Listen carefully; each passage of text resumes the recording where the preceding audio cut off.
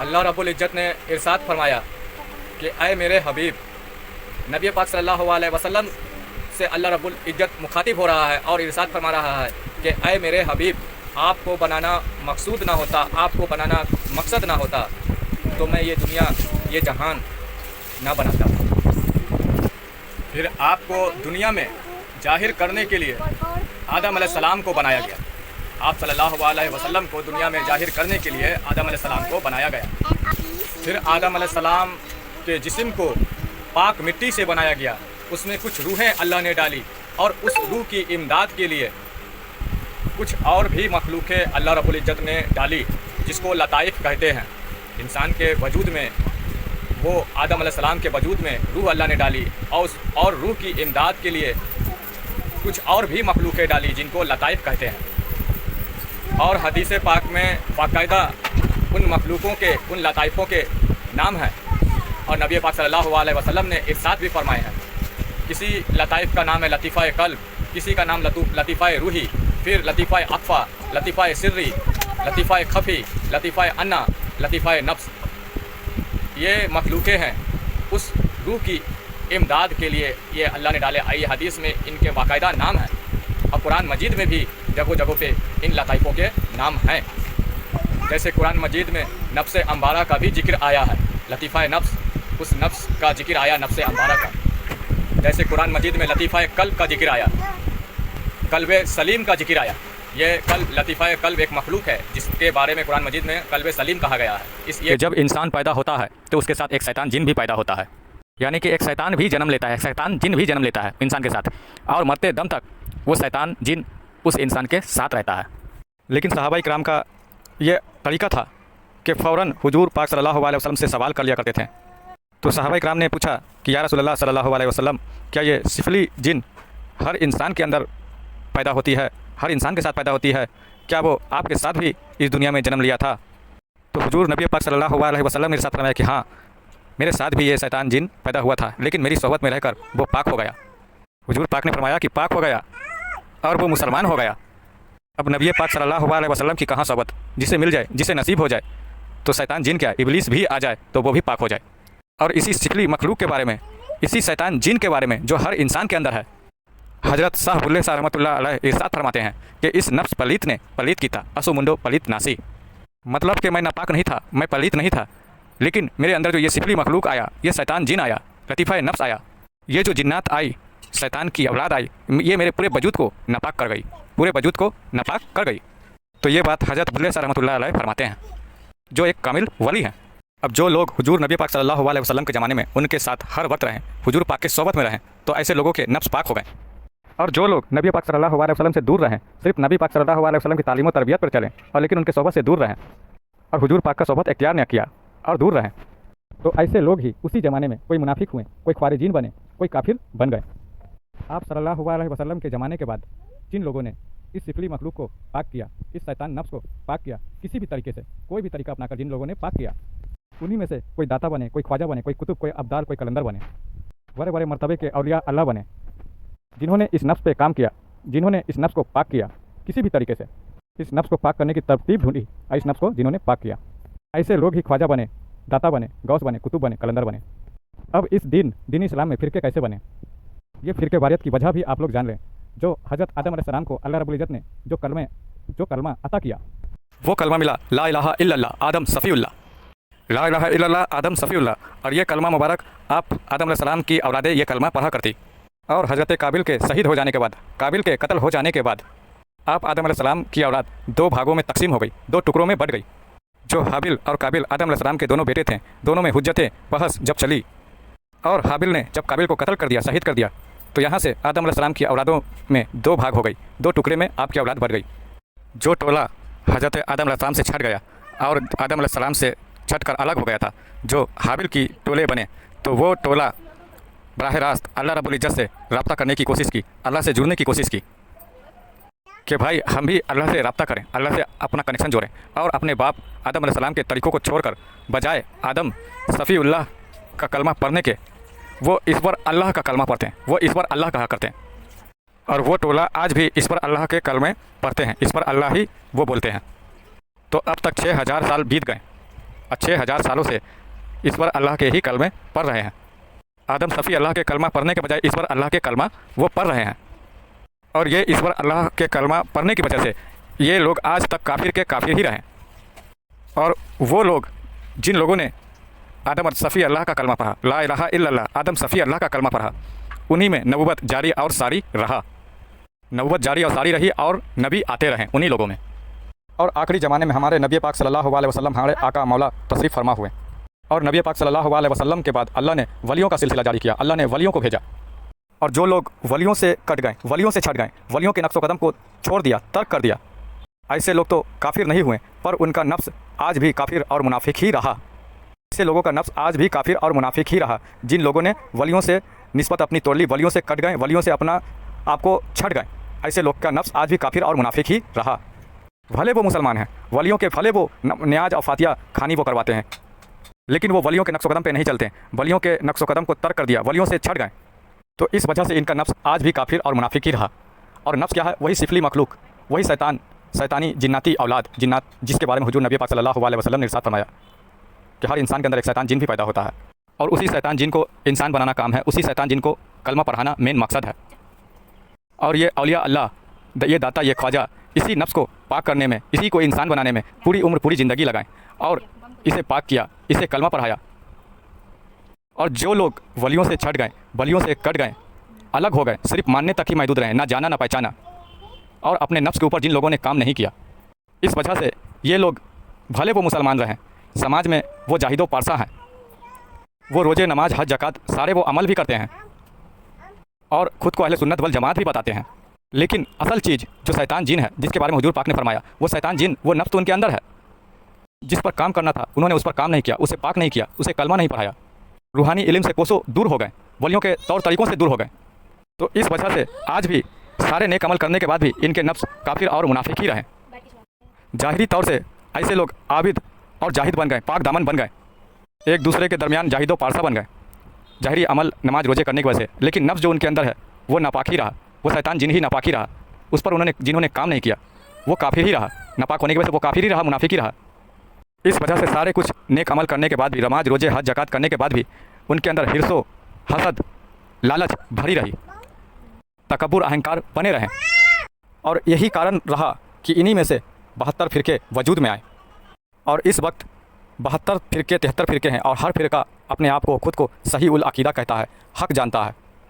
और ये फ़िरके बनने की जो कारण है, जो वजह है, वो नफ्स है, वो शैतान जिन है, जिन पर इन लोगों ने काम नहीं किया। नफ्स की वजह से, यानी कि शैतान की वजह से ये 72-73 फ़िरके बने हैं। और ये नफ्स एक शैतान, एक इब्लीस की औलाद है, और ये जो फ़िरका बना इस नफ्स की वजह से बना, यानी कि शैतान की वजह से बना।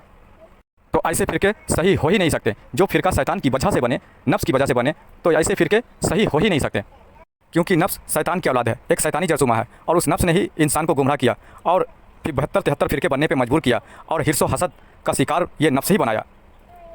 जो फ़िरके नफ्स की वजह से बने हैं, वो फ़िरका भला सही कैसे हो सकता है जो शैतान की वजह से बने हैं। जो लोग कहते हैं कि फ़िरका सही है, एक फ़िरका सही है, अहले सुन्नत वल जमात जिसे लोग मान कर चल रहे हैं, जिसे थाम कर चल रहे हैं, कह रहे हैं कि फ़िरका, ये फ़िरका सही है, और बाकी सब दीगर फ़िरके भी कहते हैं कि मैं सही हूँ। तो अल्लाह रसूल तो फरमाता है कि फ़िरका कोई भी सही नहीं है। अल्लाह कुरान मजीद में इरशाद फरमाता है कि फ़िरका मत बनाओ, फ़िरकों को अल्लाह पसंद नहीं करता। और अल्लाह के रसूल सल्लल्लाहु अलैहि वसल्लम ने भी इरशाद फरमाया, पेशन गोई की कि आखिरी ज़माने में 72-73 फ़िरके मेरी उम्मत में बन जाएगी। और एक फ़िरका के बारे में हुजूर पाक सल्लल्लाहु अलैहि वसल्लम ने फरमाया कि वो बख्श दिया जाएगा, बख्शिश वाला होगा। और हमारे माशरे के मुसलमान इसी पे फूले नहीं समाते, कहते हैं कि मैं फ़िरका सही है, ये हमारा फ़िरका सही है, और बख्शिश वाला हुजूर ने ये पेशन गोई फरमाई है कि एक फ़िरका हक पर होगा, तो इसी पर वो फूले नहीं समाते हैं। अरे जानते नहीं हैं हमारे माशरे के मुसलमान, क्योंकि बख्शिश वाला फ़िरका भी जो है वो क्या है, तरस। बख्शिश का मतलब होता है तरस खाने को, तरस खा जाना, तरस खा के बकस देना। और बख्शिश वाला फ़िरका भी बनने के लिए जो दर्दनाक अजाबे हैं, जो कब्र के 360 सवाल जवाब हैं, उन मनाजिल से होकर इस फ़िरके को भी गुजरना है, और वो अजाब भी झेलने हैं, वो मुसीबतें भी झेलनी है। ये बख्शिश वाले फ़िरके को भी मुसीबतें अजाब झेलनी है, तब जाकर अल्लाह तरस खाएगा, तब जाकर अल्लाह बकस देगा।